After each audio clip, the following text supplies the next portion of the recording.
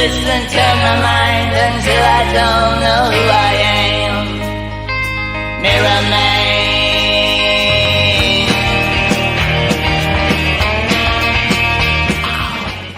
Good morning and welcome to a new edition of the Arsenal Opinion Podcast. I'm joined by my co-hosts Johnny Cochran and Matt Candela. And Matt said before the break, he said, I don't need a performance out there. I just need a result. Well, guess what, Matt? You got a performance. Johnny's wearing the fancy attire, the podcast equivalent of wearing a dicky bow and a fancy suit. Johnny, Matt, how are the vibes right now?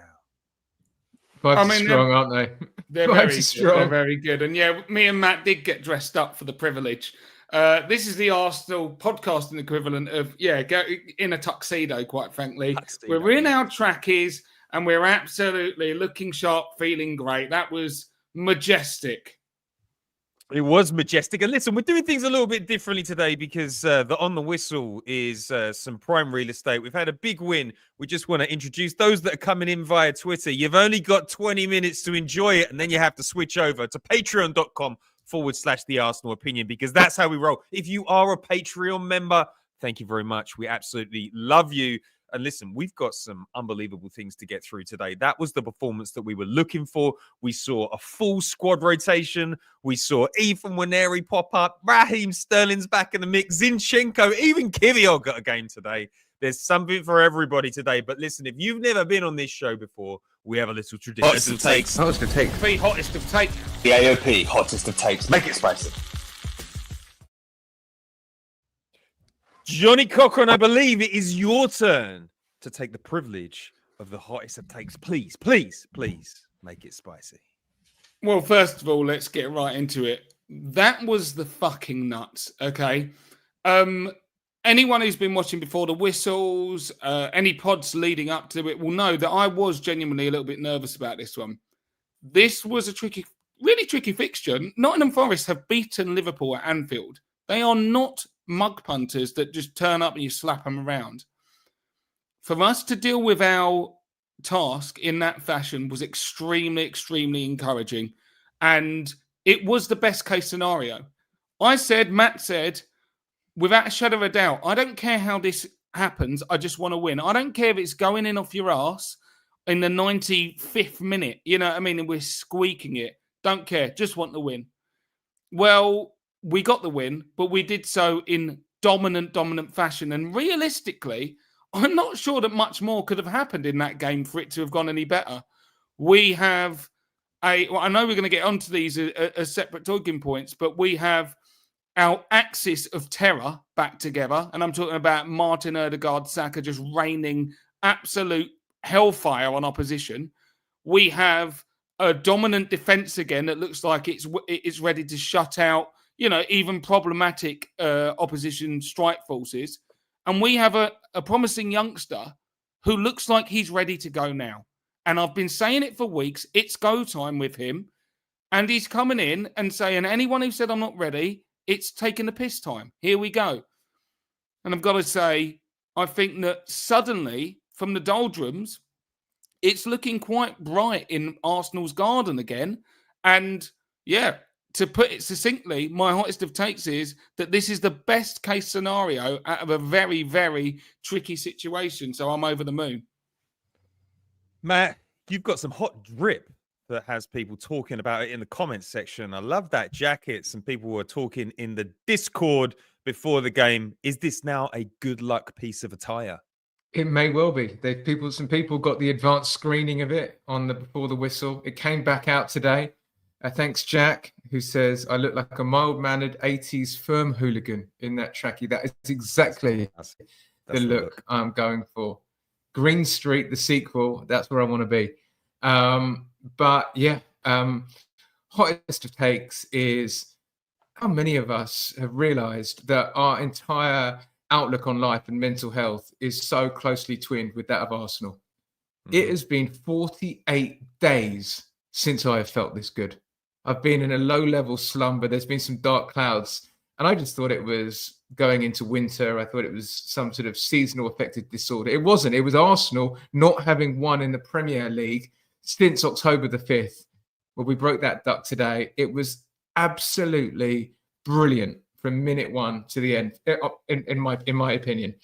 It was a return to Arsenal 22-23. It wasn't 40 crosses being slung in against Inter Milan. It was intricate. It was fast. It was breathtaking at times. I loved every bit of it. And what was the thing that changed? What was the bit that had been missing? Martin Odegaard. We missed him for 8 out of 11 games in the Premier League. And everyone's been saying Arsenal's broken. Well, guess what? He is our heartbeat. We put him back in the team.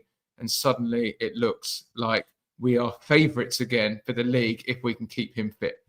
Whoa, I'm feeling good after that. Listen, my hot take is a bit of a boring one, but I saw the starting 11 today and I was like, wow, that is some scary stuff out there. We've got Jorginho, Marino, and Odegaard in midfield. I've never seen that. We've got Calafiore left back. We've got Timber at right back. How's that all going to work out? We've got a front three that doesn't have Havertz, our dual-winning monster. Trossard's back out. Saka's coming back off of an international break. How's this going to pan out? And we know how it panned out. But what really excited me about that starting 11 is when you give Arteta time with any players, he makes them better. If you give him a couple of weeks on a training ground, and that was we didn't do much international breaking starting 11 out there, Arteta gets it right. And the most important thing over these next 43 days, and this is the phase floor block that we're in, we've got 3 games a week. A game every three days for 43 days. Arsenal are going to have to lean deep into that squad. Everybody is going to have to be a trusted figure, and everybody is going to have to show up when they get given the opportunity. And I thought the first game, there was no way Arteta was going to roll the dice on a squad that hasn't really been tested. He did. We won, and he's brought a lot of players' confidence levels from a 7 to a 9. And now it's like, we have to hit the ground running. We have to accept as Arsenal fans that there's going to be different starting 11s, but we have the squad, we have the unpredictability, and now it feels like we've got a little bit of momentum. Some good performances have been had, and now we've got to take it and we've got to run with it. So absolutely fantastic performance. The squad can now be trusted, and we have a deep bench. That bench was sexy today, boys. All right, let's move on to the first topic of the conversation today. Matt Candela, the starting 11 came out. Jorginho getting the call. Clive said in the Discord, he said, wasn't it Jorginho that started after the Dubai break? Is it Dubai or is it Jorginho that gives us the lift when we need it? His experience out there was much appreciated, but I just want to get your take on that starting 11. How did you feel? I liked it. I liked it a lot because I think, like you said, it's not how you start, it's how you finish. And Declan Rice, he's got a broken toe. If you're like me, you went on Google and said, how long does it recover from a broken toe? And it's a couple of months to fully get over a broken toe. And we threw him into the Chelsea game. But we need Declan Rice full and fit and firing. And for that reason, we need to give him the rest that he needs to get fit. So I love seeing Jorginho in there. Gabby Jesus, if he's not contributing, we're literally setting £1 million on fire every single month. So regardless of what his form's been like, we have to get him into form. So I thought that was a smart decision. It was our first choice back four, in my opinion. For when I think that's Mikel Arteta's first choice back four when everyone's fit. Timber on the right, Calla on the left, Gabriel and Saliba. But yeah, I like the rotation. Havertz, he's played so many games. And what I like the most about this is it was, and I've said it a couple of times already, it felt like a bit of a return to our 22-23. Sometimes with Kai Havertz, who's been phenomenal for us, there is a dangerous tendency to just lob the ball into the box 30 times in a game. Just cross. What I think we're so much more dangerous when we mix it up, when we play like today, but we also have the ability to do that. And so this felt like an opportunity for a more fluid performance. Yeah. And all of them delivered. So the thing about rotation is when you win, it was absolutely the right decision. And when you lose, it was an absolutely diabolical decision. Well, today we won, the performance was right. And it felt like some players, like you said, got their confidence levels back up. Zinchenko coming on. I thought he was great when he came on, inverting into midfield, nice structural change, going to the back three with him sitting in front, everyone. everyone was buzzing today. Johnny, did the jacket come on before the starting 11 was announced, or when you sort of saw that the starting 11 was doing pretty well? That feels like a swag jacket, a man who is confident in his attire choices. When did that jacket come on today? How did you feel swaggy when that starting 11 dropped, or were you in a little bit in panic mode? No, I mean, look, starting 11 aside, let's be real about the jacket. It came on at half time. And it came on at half time because it felt right. And I wanted to look good on this pod. And I'm not ashamed to admit it out here, okay? I didn't need it in the first half. It's getting cold in the UK. But, yeah, I'm feeling great. When I saw the starting lineup, there was some intrigue in there. The one that really, I liked a lot of it. I was fine if Rice is out. Obviously, he's had injury concerns. Thomas Partey being omitted is a bit like, okay, what's necessarily going on there? But we'll see. You know, we do have to rotate these players. We can't keep saying it 1 minute and then when it happens be, you know, surprised. But the other one was Jesus and what he was going to actually do in instead of Kai, because I've just not been convinced by him this season at all. And we'll get onto his appraisal a little in a bit, I guess. But what I wanted to talk about with regards to what I initially thought about the starting 11 and how it actually played out. So when Jorginho is in there instead of Partey, my worry is that there is a lack of athleticism, which I think actually showed up at points defensively. But one thing that we don't always think about as fans is how having more slight, diminutive players can quicken the pace of our play and our team. You always feel like, oh yeah, let's get that fast player on the pitch. You know, he's going to make us faster. But it doesn't actually work like that, because Gabby Martinelli, for instance, is absolutely rapid. But how many times do you actually feel like he sometimes slows our moves down? Like, he looks like he's doing lots, but he'll actually come back with a pass. Whereas when you compare that to the addition of Martin Odegaard and Jorginho, two players who no one would say they were quick players, but the speed of our play just comes alive because they are so instant with the stuff that they do. It's at your feet and it's whack and it's dynamic. And suddenly we look like we were playing with speed again without having like pace merchants on the team.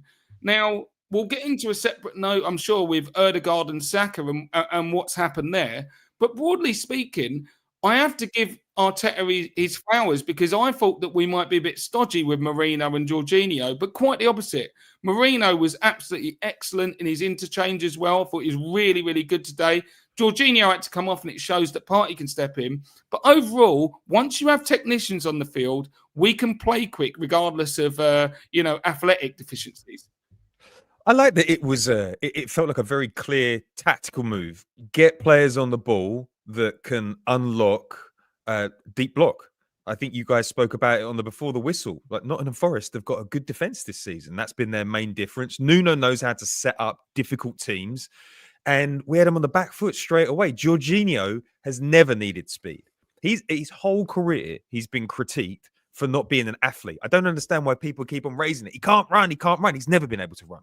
So it doesn't really make much difference. But I thought he was absolutely brilliant in the team today. And I love that you have the foil of Marino, who is rapid, who is powerful, who can pick up some of the slack that Jorginho leaves. So it was fantastic. And I also think that one of the things that went unnoticed with Jorginho was it was him pressing up high on the edge of the box with his first time pass into Saka on the edge of the box. Everybody missed that. Jorginho was essential for the first goal. But listen, we're not going to spend too much time talking about Jorginho because I want to get onto the real heart of the matter. Martin and Bukayo Saka are reunited. Matt Candela, I think there was a lot of criticism about Arsenal and their attacking flow. People seem to forget that Martin Odegaard is one of the biggest creators in Europe. Johnny just mentioned he's fast on the ball. He's a quick thinker. He's creative. We put him back on the pitch, and guess what? Bukayo Saka looks a lot better, and so does the whole team. What did you make of these two superstars being reunited? It's been too long. Yeah, I mean, I don't want to be knee-jerk FC, but I think if Martin Odegaard had stayed fit this season, we'd be 5 clear at the top of the league. I really do. That's the because kind of I like. Yeah, it's a bit knee-jerk, but who cares? He just makes everything tick. And the other thing I was thinking was, if the Chelsea game had come today rather than 2 weeks ago, I think we would have won that game as well, because he wasn't quite fit, he wasn't quite ready, but he needed to play 90 minutes. Today, he was razor sharp, and some of the interplay down that side was outrageous. Some of it, I was just lost for words, to be honest, because for me, it was just such a relief, because we've been sort of questioning. We've been like, where is Arsenal this season? Are we any good? Are we not as good? Let's be honest. We haven't really seen that much this season. Are we regressing? Should we be worried? Today was just like, oh no, we're absolutely at the level that we need to be. Tier. Yeah. And it was such a relief to see that. And then Bukayo Saka just getting the ball a little bit earlier. That's the big difference, because Martin Odegaard releases him 2-3 seconds earlier than anyone else has been releasing him. And that just means he has more space to run into. For the first 30 minutes, it was like watching Messi from Bukayo Saka. It was absolutely devastating. He should have had 3. He scored an incredible goal. There was one which he should have hit first time and didn't. And then he hit one first time and the keeper made a great save. So he could have had a first half hat trick. He was absolutely unplayable. But let's just face it, they are central to everything. If we keep those two fit, then we've got a good chance of going all the way. Yes, I agree with that. Couple of mentions. If you're watching this on Twitter and you're not a member, we're going to shut it off in precisely 3.5 minutes. So go to patreon.com/the Arsenal Opinion and sign on right now. 7 days are free. And just for those critiquing the jacket, it's a shacket. It's not a master's jacket. It's not a golfer's attire. It's not parole officer's attire. It's a bloody nice shacket. All right? Pipe down. Won't have any of that. I'll start blocking. I don't care if you remember. Johnny, Martin Odegaard and Bukayo Saka are back in the side. Did Arsenal fans forget that when you lose your best player, things go wrong? Liverpool lose Salah, it's going to be a problem. Man City lose Rodri, it's 4 away losses on the bounce. Why is it when it's Arsenal, we have to have the exact replica of Martin Odegaard behind the scenes? And talk to me about some of those devastating touches today. Yeah, I think when you're trying to appraise the impact Martin Odegaard has on the team, it's actually really difficult to get a handle on it.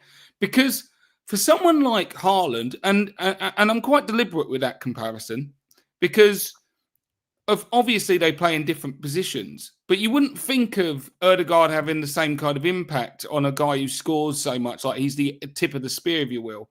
But, you know, you're talking about, I think it's comparable, the influence they can have on the team. One just scores goals. There are, you've got players like Martin Odegaard who just facilitate a structure of play which can be as potent as one man going off scoring loads of goals all the time. But within himself, he is making other people better. He's an enabler.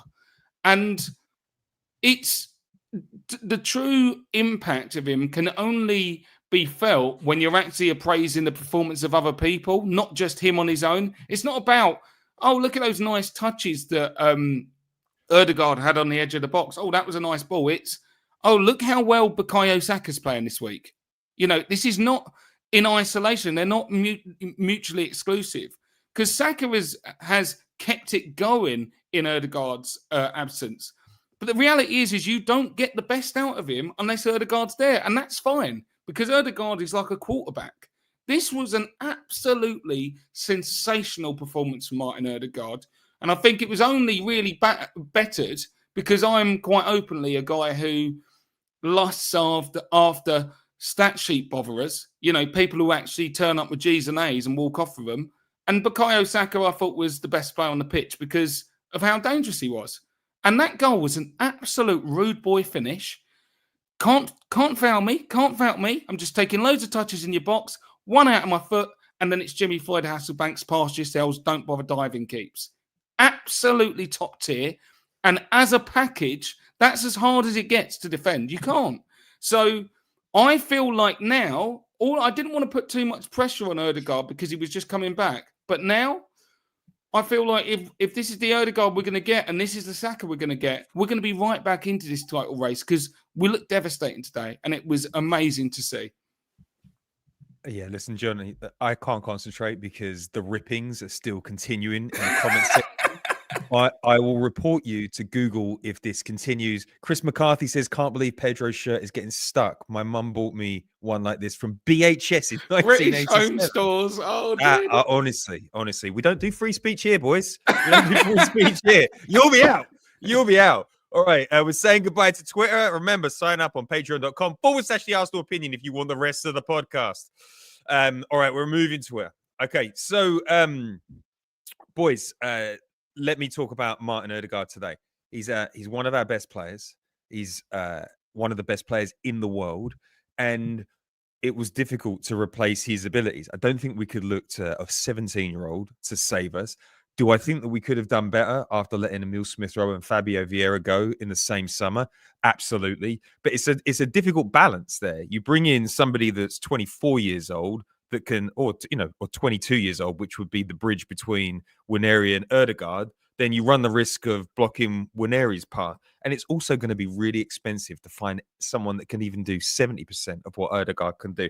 But having him on the pitch today, I think it's outside of the skill, the deft touches, the creation of space, the aggressive press, the relentless work ethic, the leadership.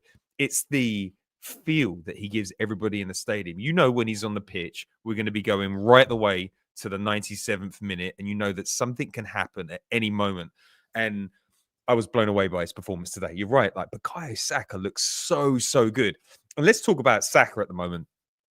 I did about 74 podcasts last week. And on one of them, I said that we lack a bit of bang bang. We lack it in this side. We don't have that kind of Alexis Sanchez. I think this was the podcast me and you did, Johnny, where we were talking about Arda Güler. And he's got some of that bang bang.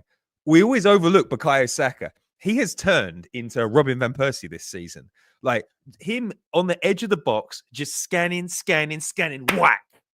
It was unbelievable. That hammer foot, I feel like his ball striking has got so good. He had, over the last 2 or 3 seasons, his kind of go-to shot was like semi-scuffed, fizzed along the ground, almost Mark Overmars-esque. And this season, he's just decided, I'm going to channel my inner Robin van Persie. I'm going to really hurt the ball every time I smash it. And that's the second one that we've seen, the Liverpool one, and now that one. Just an absolute rocket. A man in total control of the ball, total control of the moment, and total control of where it's going to go. And it was unbelievable to watch. Unbelievable to watch. All right, let's move on to another topic. Just on that Bukayo Saka, there was one moment in the second half where he miscontrolled the ball and it went out for a throw, and everyone gasped, because I don't think we've seen Bukayo Saka miscontrol a pass in years. That's the standards that he's delivered. It's absolutely incredible what he does. Every single action is just pure efficiency.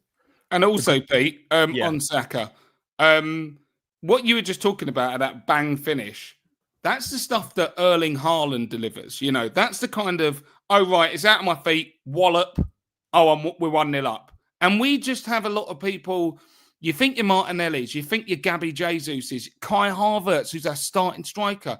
None of them really hit the ball with that assurity, you know what I mean? And the only other one is Trossard, who can have it sometimes. But Saka has that absolute wallop, unstoppable hits. We saw it against Liverpool, as you say. I remember, was it Leeds United away a couple of years ago, where the ball just ran through and it was just Gabby Batistuta at the near post. He has that ability to launch thunderous strikes. And when I believe he gets to the top level, that will be on full show on a regular outing, I believe. You know, Johnny, that's a great point. It's like there are 3 players in the Premier League where you're like, they've got unfair ball striking. Mo Salah, Haaland, and now Saka. Like, when that goal went in today, you're like, it's a little bit unfair on Forest. They didn't really have a chance there. And like, Saka is starting to turn into that unfair advantage. I mean, he's always been an unfair advantage. I just feel like we've been waiting for the Salah level, right? That's what we've been waiting for. Like, in every game, you can show up and you can make a difference like that. And boy, did we need that today. All right, let's keep it tactical, guys. Let's keep it tactical, because I was thinking about the game on a tactical level today. I don't often think like that. But the thing that came across to me very clearly, and something that we've lacked this season, is we've had a lot of balance on the right-hand side just because Saka is so damn good. But the left side has not felt like a key advantage to us. And I wondered whether you two thought today that the left and the right felt equally dangerous for the first time this season. And it's quite a unique setup out there, but Trossard is out of the hole now and he was playing in a more wide position. Matt, what did you make of the left versus the right? Did it feel did it feel like it's getting closer to what we need? Yeah, it did feel like it was getting closer. And it's weird because it felt like that. But when I try and analyze, when I go, was Trossard brilliant at left wing? I wouldn't say he was great, but somehow the balance was there. And I think when we're thinking about the left side, we're really thinking about three players. We're thinking about Calafiori or Zinchenko, and then we're thinking about Marino, and then we're thinking about Trossard. And I think we needed to re-engineer that side because it was giving us nothing towards the end of last season. I think two of those players are new. I think Calafiori was great today. I liked his performance because I didn't notice him. Sometimes with Calafiori, he's marauding everywhere. I really notice him. I don't want to notice him as much sometimes. So I thought he was good. Marino knitted it all together. And then in that first half, there was a lot of great interplay. Trossard, Odegaard turning up on the left-hand side a couple of times. Gabby Jesus sort of drifting over there. And I think that's one of the benefits of having Gabby Jesus as a 9 is that he does tend to give us a bit more from the left-hand side, whereas Kai tends to drift more towards Bukayo Saka on the right-hand side. And that may be because we've been missing Martin Odegaard a little bit as well. But it did feel more balanced. And yeah, they all played well. And we had a lot of dangerous moments coming down that left-hand side, especially in the first half. And even in the second half, there were some moments we should have made more of. One in particular when Trossard was driving through. He had Marino on his left. He should have passed to him, and instead he passed it to Jesus in the middle. But yeah, it's coming together for sure. And I think if we can get Martinelli up to speed and in form with Calafiori and Marino imposing themselves, then it bodes well, because I think we also began to see that in the Chelsea game. When Marino is beginning to step up his performances, I think it's really going to help us down that side. Johnny, one of the challenges that we've had this season is that teams can overload on the right-hand side to deal with Saka and know that when the ball goes over to the left, there's probably not much action going on. That's partly to do with Martinelli being in and out of the side. I guess it's also partly to do with us really having all of the options on the table for what we need to do. And finally, it's probably because we've got new players in the team trying to work things out. What was the difference today? Because I agree with Matt. Trossard didn't have a totally world-class game today, but it certainly felt very threatening down the left for the first time. And arguably, that opened up the right and gave Saka a lot of opportunities to really get at their fullbacks. Yeah, so I do agree with the assertion that there was more balance to the team, but I guess what I want to be clear on is I don't think that we are still a balanced team. There's more balance, but I don't think you can have balance with the way that we're set up as a team unless you sign a new player. And that is because, for me, Bukayo Saka is clearly our best player nowadays. He is our best overall player, and he plays on one side, and that's just the way it is. And all that we can hope for, unless we sign someone new, because we've got good players on the other side, but no one of Saka's level, which is going to be very hard to do anyway. But if we were to bring someone in close to that level, maybe there'd be more balance.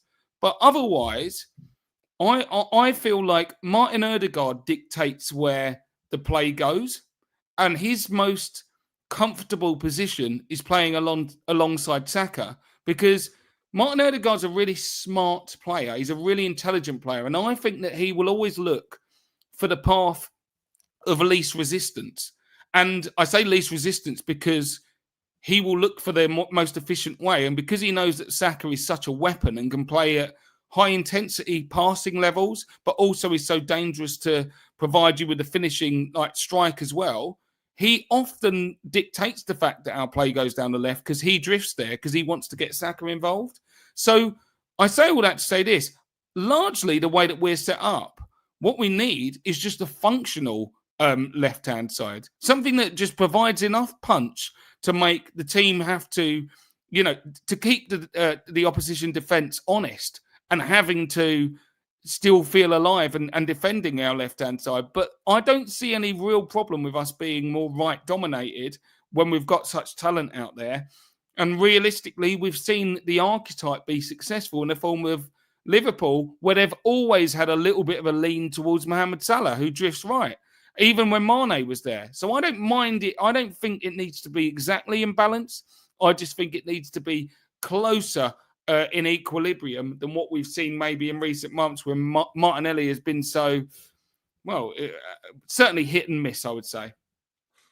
I'm not sure that we need to sign a player on the left this season. I think we just need to get more out of that left side and get the ideal left group of players up and running a bit more often. Like, I think Trossard if he gets 12 or 15 goals this season, I think that would be enough. Yeah, because it's almost an impossibility to get the left as good as the right when you've got somebody as good as Saka, right? That was my point, Pete. I wasn't trying someone now. It's like I don't think we're going to be able to get to that level until we purchase a new player, because at the moment we just need the players that we do have to be, threatening. Yeah, because definitely the last 5 or 6 games, the left has been kind of pointless. Yeah. It's felt, and that's a total over exaggeration. That's for the knee-jerk FC people, but it hasn't been very good. But today I felt it was good, and hopefully we can keep those players fit. Calafiore staying fit, doing boring things is exactly what I wanted out there today, and that shows the evolution of him. Maybe in the first few games he's trying to impress, he wants to show that he can be a striker, and 2 weeks with Arteta staying behind, he's got a little bit more focus. So I thought that was brilliant. All right, let's talk about. We always got to talk about the referees because it was important to the game. Simon Cooper, there's a bit of a standard for how we're refereed as Arsenal at the moment. Referees let heavy challenges go in at Arsenal players very early on. You're like, okay, he's going to let it roll. Arsenal players decide they're going to retaliate, and after 25 minutes today, after some pretty tough challenges that deserve bookings, Arsenal started making not even bad challenges, just getting stuck in. Arsenal got 3 yellow cards from 4 fouls. Nottingham Forest ended the half, 7 fouls, 1 yellow card. And that yellow card came in like the 49th minute. I want to raise this because you have to talk about bad refereeing even when you win. And Arsenal had to make a tactical change at half-time because Arteta read the room and said, this is a referee who wants to make a difference. He can't even be consistent within the same 45 minutes. Matt, what was going on with Simon Cooper today? I can't even blame him being from the north. He's from fucking Swindon. You've muted yourself. Yeah, no, wasn't the worst, but it was just bizarre that I think Jesus got a yellow when he didn't even know the player was there, really. But it was a foul. And I think you saw him mouth. That was my first foul. It was his first foul. There was no way that was a yellow. Then you had the Bukayo Saka. That one for me was absolutely ridiculous because his eyes are on the ball. He makes perfect contact with the ball, and he's got every right to go for it. What you just let it go. You don't challenge for the ball. And the other player put his head in, but that's just one of those things. The game's gone if you're giving yellow cards for that. I was very impressed by the way, how little Saka complained about it. And that's clearly a directive from the team, which is no matter how unfair it is, do not start complaining because they will send you off again. That will suddenly become a red card. It'll be a yellow for the incident. It'll be a yellow for dissent. And then the Jorginho one, which I thought was maybe a foul, but it could have City get away with that all day. It could have not even been a foul. So yeah, it was poor decisions. And then the Forest one wasn't a yellow either because he felt like he had to give it because he'd given 3 such soft yellows to us. So not a good performance. I think we did what we had to do. I don't know whether it was precautionary or whether he said, I'm going to give Jorginho a half and Partey a half because Jorginho hadn't played this season really. So, but yeah, poor refereeing, inconsistent refereeing, the jokes on Pogba again. And, at halftime, I'm sat around talking with people and we're all just going, how are the referees so bad? Like, why have we not got better referees in this country? And it reignites that debate. So, yeah, not good enough. Johnny, 2 delayed restarts from Nottingham Forest again, 0 yellow cards. You'd think after the couple of weeks that Pogba's had, that the referee could at least be consistent through the 45 minutes. Is it unfair that Arsenal have to manage referees more than other clubs? Do you know what? Whether you think it's unfair or not, like, this is where we find ourselves. And so I think the point I want to make, I'll bundle into this section here as part of answering the question. And that is that I actually want to give Arteta some flowers. And we'll get on to the actual decision-making behind the offence. But Jorginho was on a yellow card. And I said at halftime on our Discord, I said, the one thing that we cannot afford is ill discipline now. And so you might say, you know, we've had some bad decisions, so maybe it's just, you know, an unlucky decision. But either way, we just cannot have someone doing a brain fart thing when they're already on a yellow. It would completely throw the game when we were dominating. And I liked so much that decision to bring Jorginho off. Because at the end of the day, whatever you say about the refereeing, and we have had some appalling decisions this year, and it's been so clear, despite the Coots stuff before that there is legitimate incompetency at Pogmo and the refereeing standards. But I do also believe that you always have to look internally and think, how can I manage this situation? And for me, I've wanted Arteta to take control over it as much as possible and say, yes, we're dealing with inadequate officiating and governance, but I'm going to try and mitigate against that as best I can. And part of that is, listen, whether you like the yellow or not, I actually think Jorginho one was a yellow, to be fair. So I don't think that was a bad decision. I think that it was quite clear Elanga was getting away and he made the foul. He had to make the foul, but it was a yellow. I don't think that was particularly harsh, personally. But at that point, take him off. And Arteta did it today, and we avoided a whole sliding doors moment of what might have happened if we were down to 10 men. He makes the decision, he takes the referee out of it, and suddenly we've had a dominant display and we're 3-0, and no one's thinking really about it. We're talking about it anyway. So I want to give Arteta flowers for the fact that he is adapting, he is learning, and that was really, really impressive. So full plaudits to the manager. Refereeing, apart from that, the one that I will drill down on is one Matt touched on. The Saka, that is not a yellow card in any single day of the week. Is that a yellow card? No way in the world. He's got his leg high, of course, but a guy goes flying in, trying to make a name for himself, trying to Vinnie Jones it, just launching himself into, you know, a headed challenge. But at the end of the day, it was every right Saka to have his foot up there. And when he saw the guy coming, he pulled it away. No way. You can give the foul. You can't give the yellow. It shows that Pogmo have not learnt any lessons. They're poor. But I'm encouraged by the fact we've got a manager that is adapting to that situation.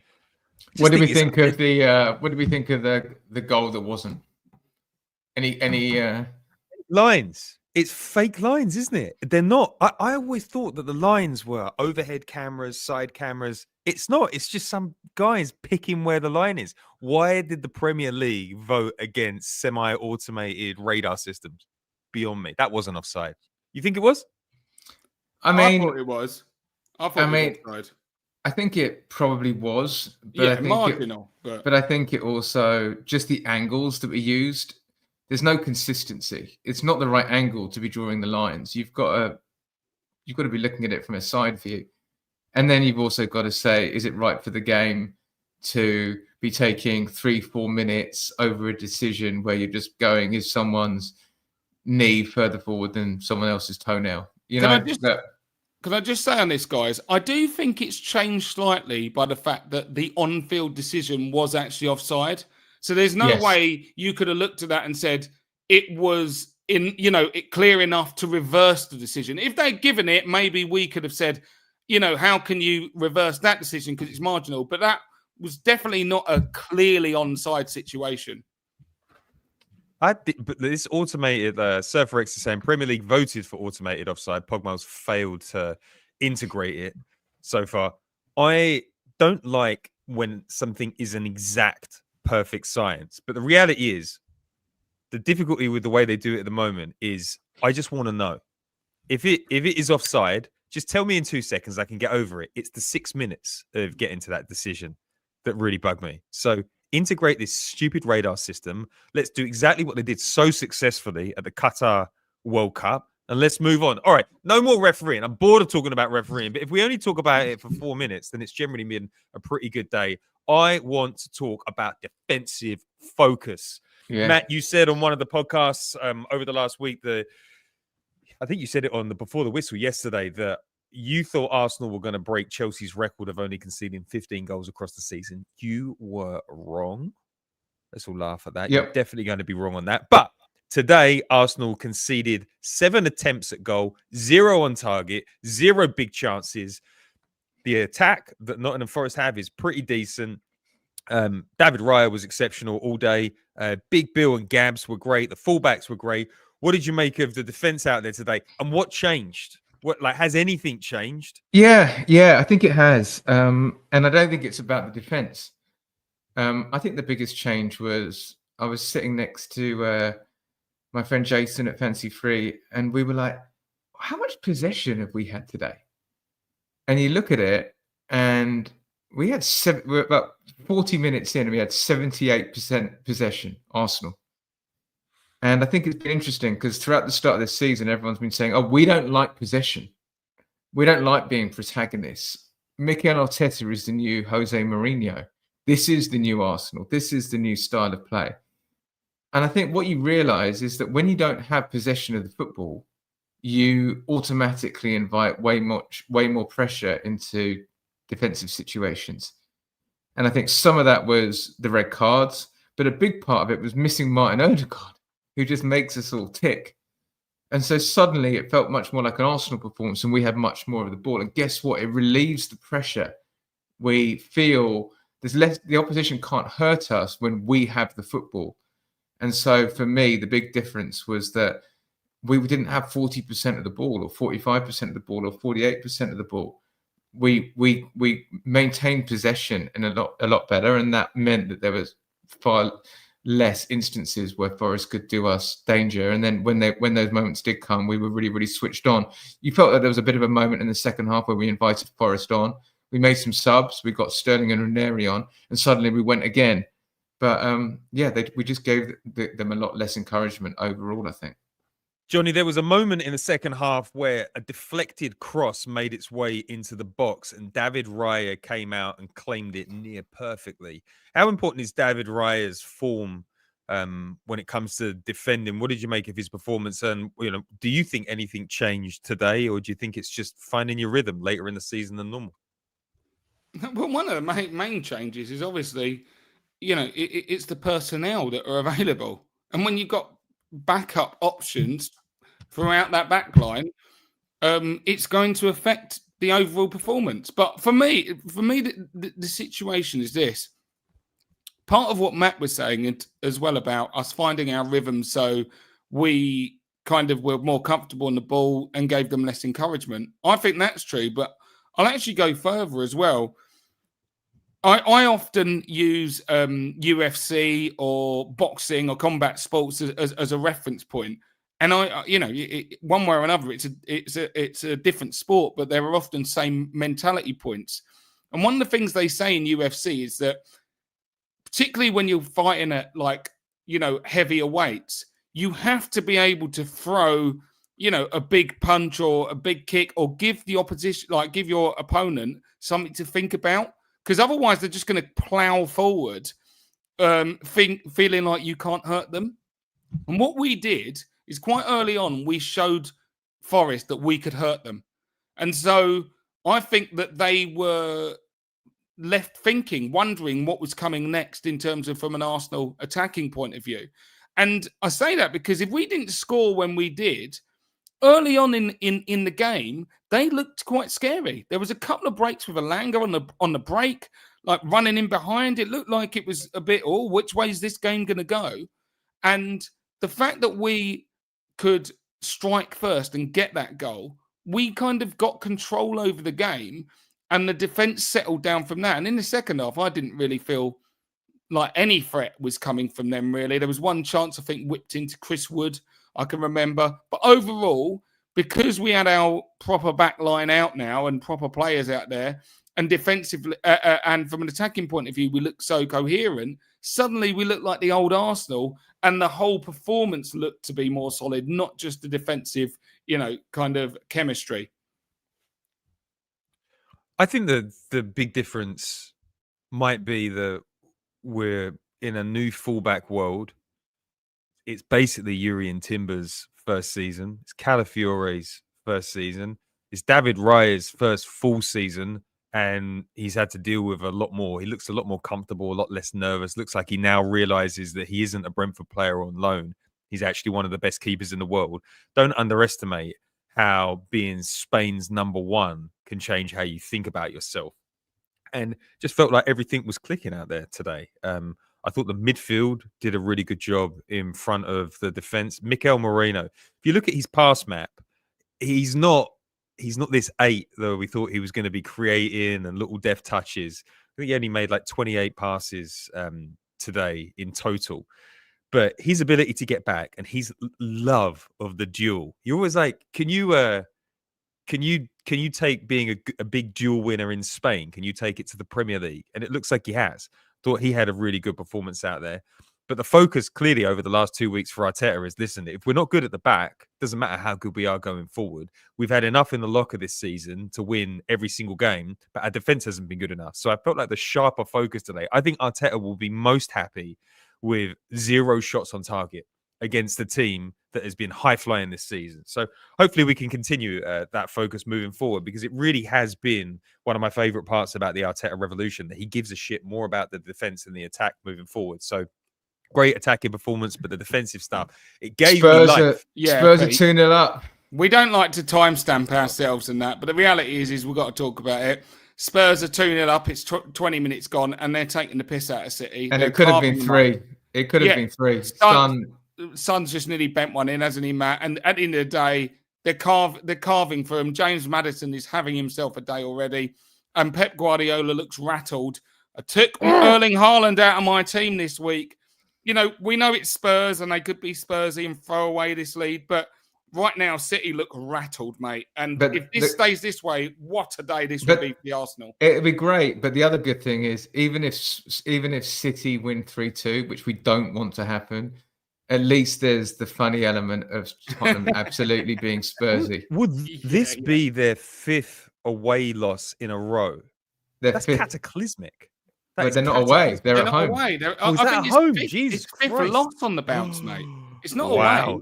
They've Guys, lost all their games. I got to ask this question. And Spurs have been brilliant, to be fair. Yeah, we can pivot a little bit onto Manchester City here, because there was the big news that we haven't spoken together as a free, but Pep Guardiola signed a new deal. One of his comments was he noticed some things going wrong that he wanted to fix. And I had 2 thoughts here. Like, Erling Haaland just over. Do you think that the team has down tools a little bit because they know that he's off? And do you think it's a convincing response of his to say, he literally says something like, I don't really want to be here, but I've got to do my bit and get the club back on track.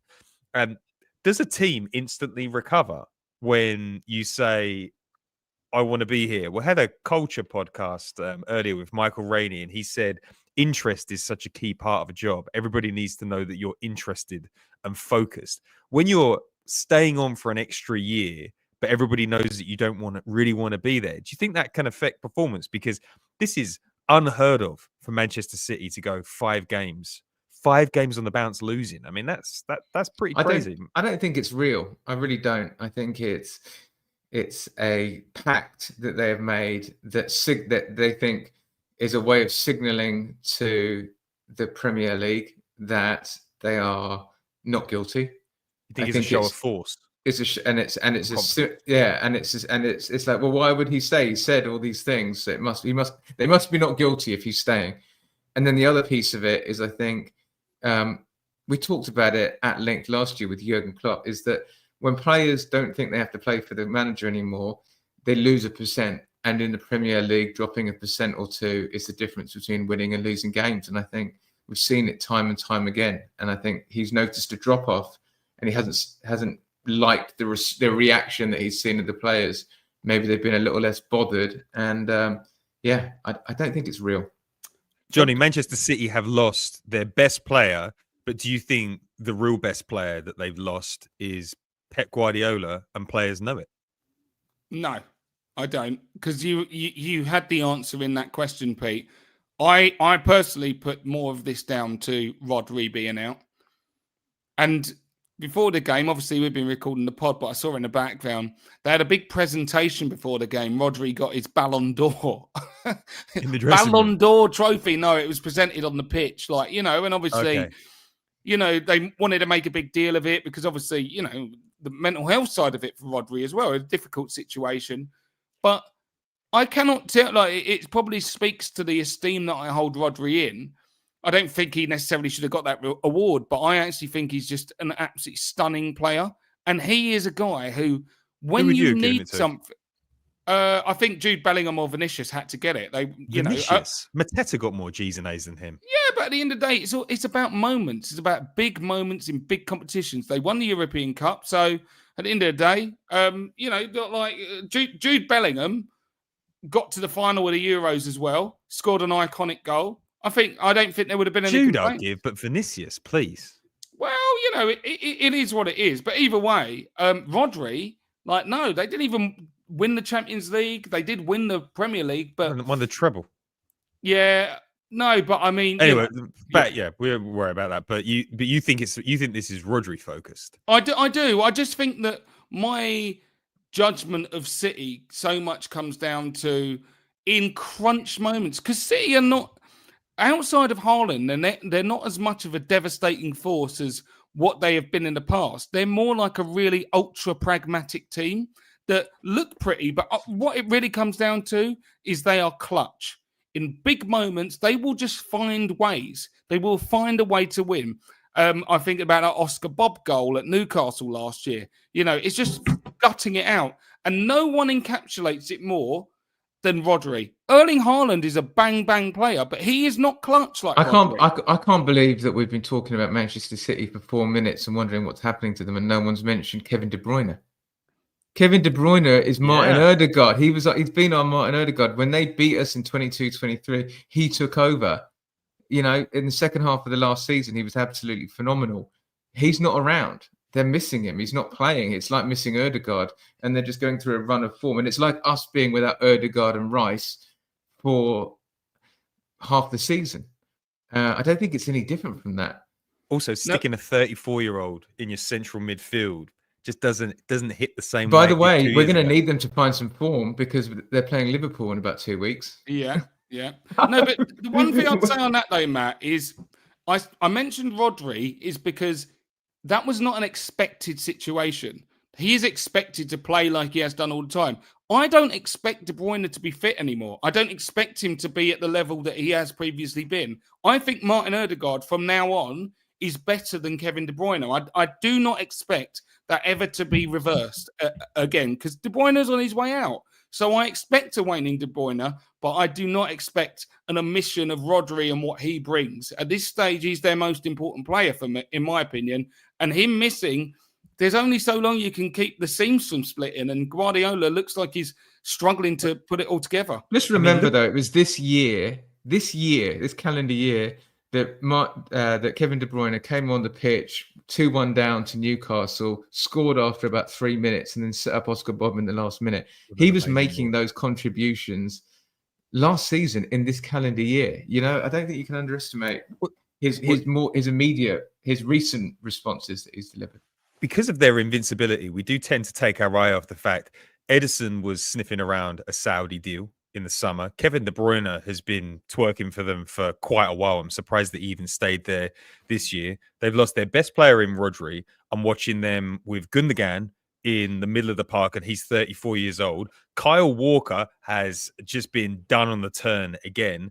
How old is Kyle Walker? He can't go on forever. They actually have some pretty big structural problems that I would imagine they can't solve in January, because you'd be a hell of a brave player to take a move there, not knowing whether you will be in the Champions League next year or even the Premier League. So I think they're in a bit of bother. I wonder if the broader distractions of these charges they're in the papers more for their lawyers at the moment than they are for anything else. So it should be three. It should be three. It should be three. Yeah. Let's make sure we leave enough time for Nwaneri talk. By the way, guys. Hey, listen, Johnny. I run that. You might be wearing your scary little tracksuits there. You too, Thug FC. I run the show here.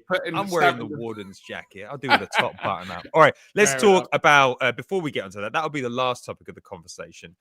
Let us talk about we can be broad, but substastic performance. Arteta's subs were absolutely amazing. One really shone though. Thomas Partey had is there two moons in the sky? The four horsemen of the apocalypse moment when he scored a goal from 30 yards out. It was an absolute peach. Boys, I was thinking about this because I'm like, how amazing is it that you can bring a fit Thomas Partey on in the second half and he does something like that? How focused does this midfield look? Johnny, what did you make of the Thomas Partey goal? Did you have to feel yourself? You're like, have I had a stroke? What's going on?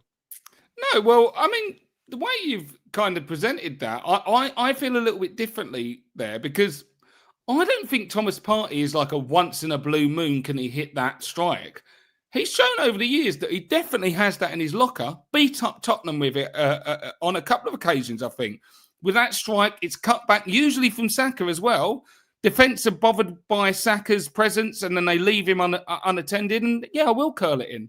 So he has got that in him, but it's not like an automatic situation by any stretch. But it's a great finish. It's a great finish. It's one of the things that, Thomas Partey brings to the party. Would we expect Jorginho to have bent one in from that range? I wouldn't. That's one thing that I've not necessarily seen. Declan Rice has shown that he can do it when he's playing well, but he hasn't been playing well. So you'd have to say it showed that Thomas Partey remains our best midfielder this year. No question about it. He's been exceptional with his performances for Arsenal this year. And, the idea that he's given Jorginho a go, I'm all for that. And it was great that he took him off. I've explained that my situation with that already. But for Thomas Partey to come on and show that, no, it's not, he was just giving me a rest, but I'm more than adequate at playing at this level and I'm adding a goal scoring for it. I thought it was a really wonderful performance from him coming on from the bench. Matt, Johnny said that he expected it from Thomas Partey. Let me just flag some data for you. First season, 0 goals. Second season, 2. His third season, 3. Last season, 0. Thomas Partey's trademark finish is smashing it over the bar from any distance in a rugby-like fashion. Johnny, you love NFL. Thomas Partey could definitely be one of the kickers. Matt, what did you make of Thomas Partey's finish? And more broadly, I think Johnny got it right. He has been our best midfielder this season. What's gone on here? Yeah, he has. And I thought he was great against Chelsea in the last game, especially. I thought he was great when he came on today. What I like is that there's potentially the opportunity to do what we did today, which is get players playing 45 minutes and not running people into the ground. We know that Jorginho and Thomas Partey, you can't load them with minutes or they will break. And so I love the sort of take a half each. Both of them stay warm. You keep the engine running on both of them. But, they're sort of more primed and you can drop them in against games like Tuesday and games like next week. And suddenly we've got more options.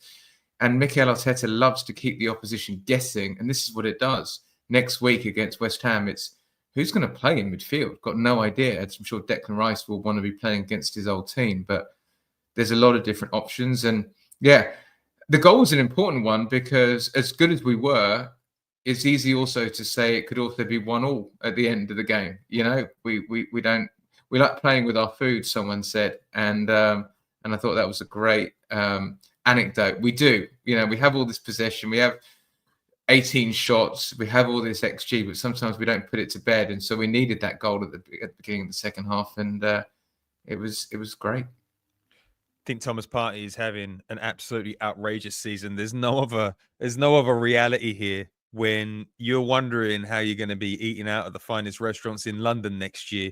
You put in a shift, your body reacts, it's survival mode, and I'm absolutely loving it. We should get Thomas Partey on those little 1-year extensions like Dennis Bergkamp just to keep him on his toes. But we're not here just for that. We're actually here for a bigger conversation. Congrats, Thomas Partey. It was an incredible goal. Thank you. We're here to talk about Ethan Nwaneri. There's been a lot of conversation about his performances or lack of game time over the last few months. Arteta is easing him in. Sometimes we forget that he's 17 years old, and it is very, very difficult to break it in the Premier League at 17 years old. But there was a bit of a moment today. He came on with Raheem Sterling, and Raheem Sterling getting minutes is good because that means that he hasn't been totally cast aside as a nothing player. But the real conversation was all about Nwaneri. Johnny, talk me through his 2 or 3 attempts at goal and what it means for him heading into December to get that vital goal and to be a bang-bang player in a bang-bang moment. What do you want from him at this stage? What do you want? Because let's be clear about things, Pete. I've been on the AAP on a number of occasions. I've said you need to play this guy. And there has been pushback at times. It's, I think there's other avenues we can go, all of this stuff. There's people in the comments section going, we've got to find other solutions. Listen, what's going on here? Just believe your eyes. Yes, he's young, but he takes the piss every week. I said it before. Every game that he started this season, he scored. And now he's coming on and he's scoring goals in the Premier League. There will be worse defences you're playing against, Ethan, in the Premier League than Forest. Don't be fooled.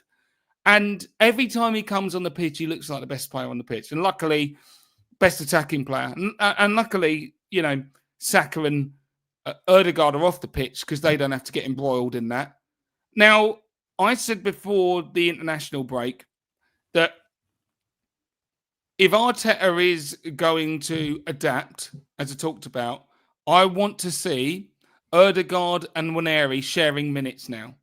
It's also the thing I said about Arda Güler and not necessarily needing him. I said, I want to see Ethan Nwaneri getting serious minutes now. It's not a joke. Not like playing every game, not 90 minutes, but yes, 20 minutes at the end of games. He's ready. He's showing you he's ready. Believe Was it 10 today he got? Was it 10? 10, 12, yeah. 10, 12. And it's not just, Pete, it's not just the goal. It's give me the ball earlier. And I'm jinking round people. It's in and out, and I'm bending things into the far corner. And you've got Sells having absolute panic attacks. But don't worry, Sells, because I'm coming back to menace you in a minute. Top level. When they are that good, they show you nice and early. He's going to be a real one. We've got a real one on our hands. I know you've got to manage him. I know he's young, and I know, you've got to manage fan expectation. But this is it. This is genuinely, I think he's going to be a top talent, and I want to see a hell of a lot more of Ethan Nwaneri. Take a bow, son. It was absolutely majestic. What a cameo. Matt, amongst the pomp and circumstance of Johnny's comment there, he did make an interesting point that Arteta has got to manage his talent. Arsenal fans will be like, see, I told you he's been ready from the start. But you have to give a little bit of credit to Arteta. He works with this guy every day, felt that he was ready today, and he delivered. And Arteta should be making it easy for no man to step into that side. Yeah. What did you make of the performance out there from me? I think it's, see, I told you, Arteta's managing him the right way. That's what I'd say, because you've got to manage the minutes with these kids. And I think it's the perfect amount. He's being led into the team. I don't think we want to be putting too much responsibility on someone's shoulders at that age. I don't think we want to destroy his body by playing him over and over again. But every time he's coming on, he's making a difference. He's making an impact. What more can you ask for that? And, I think it's perfect for him to be getting minutes at the end of home games for now. I think we saw him in a couple of away games, and it's a whole different kettle of fish being away. And it's a whole different kettle of fish when you need to come on and turn the result than it is when you come on and be 2-0 up. So, I think for the next few months, let's be bringing him on when we're up at home and let him build his confidence up and let him continue like that. And, I think you see the challenge that we've got, the Arda Güler thing, because, I think a loan deal is actually not the worst idea if you need someone who's maybe a little bit more advanced than him, but isn't going to block his pathway long term. But I think he's the answer. I really do. I think Arteta knows that. I think the club know that. yes, it would be great if he was 6 months or 12 months more advanced, older, with more experience, but he's not. So we're just going to have to figure it out, and we're going to have to hope that Martin Odegaard can stay fit. I just want to flag again that the comments section, I'm putting you on notice. You just bullied Johnny into getting a fresh beer. Just bullied Johnny. We don't tolerate that here. Not at the AOP. I'm sorry, Jack. You will be going in the sin bin. Your membership will be rescinded. None of that. Johnny. We can talk after the show about this. Yeah. All right. Let's finish out the show with final topic of the day. I remember Arsene Wenger's 1000th appearance at Arsenal, and we were all pumped. What's he going to do against? I think it was Mourinho. Chelsea. We got pumped 6-0. Mikel Arteta had his 250th game anniversary. I think he put on a coaching masterclass because the players that he had out on the pitch were the players that he had for the last 2 weeks. This is a little bit of a moment. There's been some people saying that he needs to be kicked out. Those YouTubers that have been making very little money under the Arteta tenure because there hasn't been the much ability to create rage in the system have been rounding on him. Mikel Arteta, 250 games in charge, hasn't all been perfect, but are we happy with what we've got? And we're happy that he signed a new mega deal with Arsenal? Well, we talked a little bit about this with them before the whistle. First of all, I was there at Stamford Bridge for Arsene Wenger's 1000th game and had probably had 10 or 12 pints before a 12:30 kickoff on a booze cruise that took us to Stamford Bridge. On the Thug Tug, I can tell you there is nothing worse than a hangover that starts at 2:30 p.m., nowhere to go, having lost 6-0 at your London rivals. It was just the sense of despair at that moment. You don't want to drink anymore. You're just literally trying to find some Nurofen and go home and cry. But this was the complete opposite. He's revolutionized our club. We owe him a huge amount. He's done a phenomenal job. But I will say this as well, 250 games in, it's time to deliver. It's time to deliver. And I think he's been backed by the board. I think he's been backed financially. He's been backed emotionally. We've done everything that he could have asked for. I don't think there's a better job in football for him. And now it's time. We've got to win the Premier League or the Champions League this season. And we cannot have Liverpool beating us to it. We cannot have Arne Slot coming in his first year and winning the Premier League. So, or Maresca going on a freak run and doing a Leicester. We just can't have that. We have to do it because it looks like City are going to leave the door open. He's on mute. Oh, you've muted yourself, Pete. What a joke. Johnny, I think the first 50 games, Arteta had a worse record than Emery. 250 games in, things have shaped up quite nicely. How would you judge where he is right now? Well, he didn't have a worse record than Emery because he won a trophy. And it's as simple as that. Like, this is the thing about Arteta. His journey, his era has been peppered with, ups and downs. And that was a really interesting quirk. But I've got to go to some of the stuff that Matt said, Pete, because I find it really interesting. And we talked about him before the whistle as well. But it is time to deliver.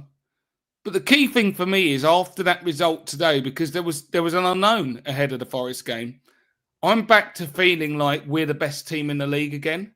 I had to start reevaluating and saying, some of the results in recent weeks, I've just had to say, look, maybe we aren't as good as what I thought we were, genuinely, because it just wasn't good enough. We just weren't finding a way.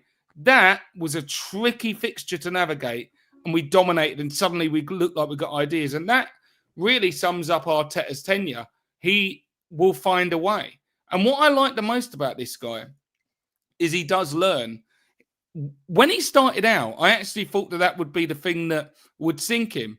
He just didn't seem to learn from his mistakes. He was stubborn. But as he's developed as a manager, he's realised that there's no place for stubbornness. Stubbornness gets you sacked. And he doesn't do that anymore. Now he's like, well, no, if it's not working, I'm changing it. And I love it. I love what he's doing. I'm fully bought up, paid up member of the Arteta fan club for a very long time, despite our early disagreements. But you know, you brought it up as well, Pete, I think, and Matt, but that 1000th game for Wenger, my God, it was wonderful what you said back, because I've got complete agreement. I don't think I could remember a game that in of itself just straight away ruined a weekend, just a write-off. I watched it like I was buoyed for this is going to be great. Well, it's necessarily expecting we'd win, but competitive. 6-0, it just wrote my whole weekend off. Arteta has had a landmark game, and guess what?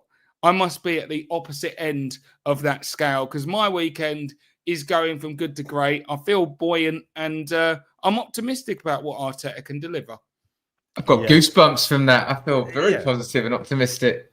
The tenure of Arteta has been fantastic.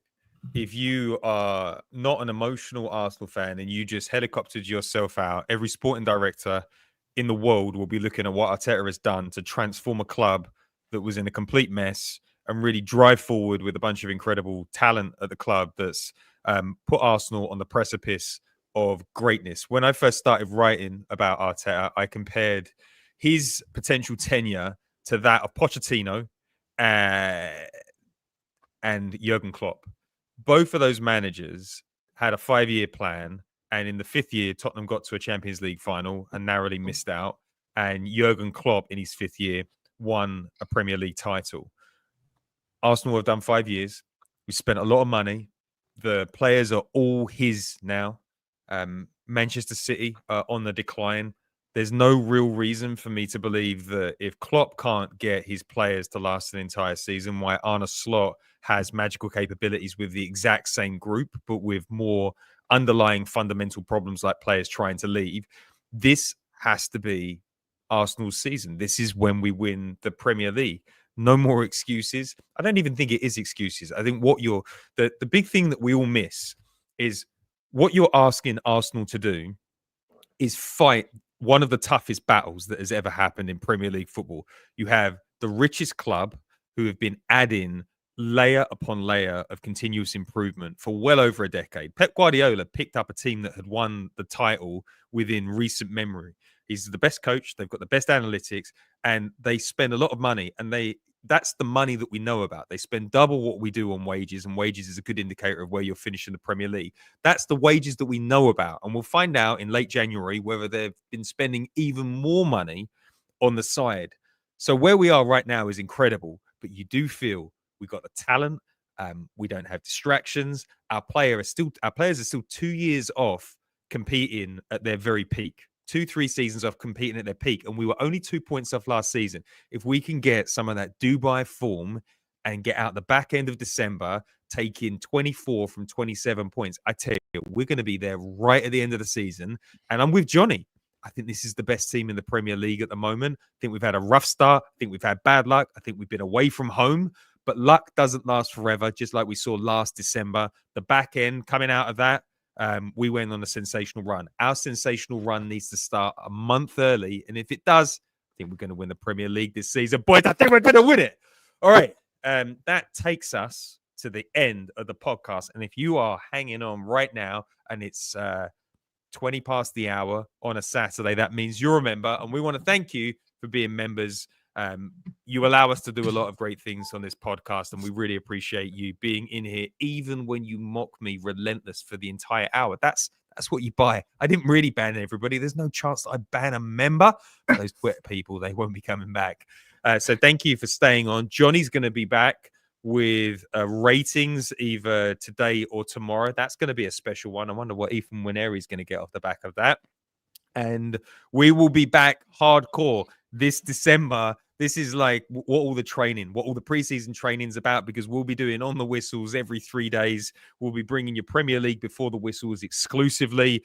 We'll be getting guests on and doing fun interviews. Like, this is the month. This is the month for it. When you're hungover, we want us to be in your ears. So on that note, I'm going to say thank you once again. I'm going to turn off that loop and we're going to say ciao for now. Thanks for listening. Ciao for now. And if you're listening to it later, give us a 5-star review. Ciao for now.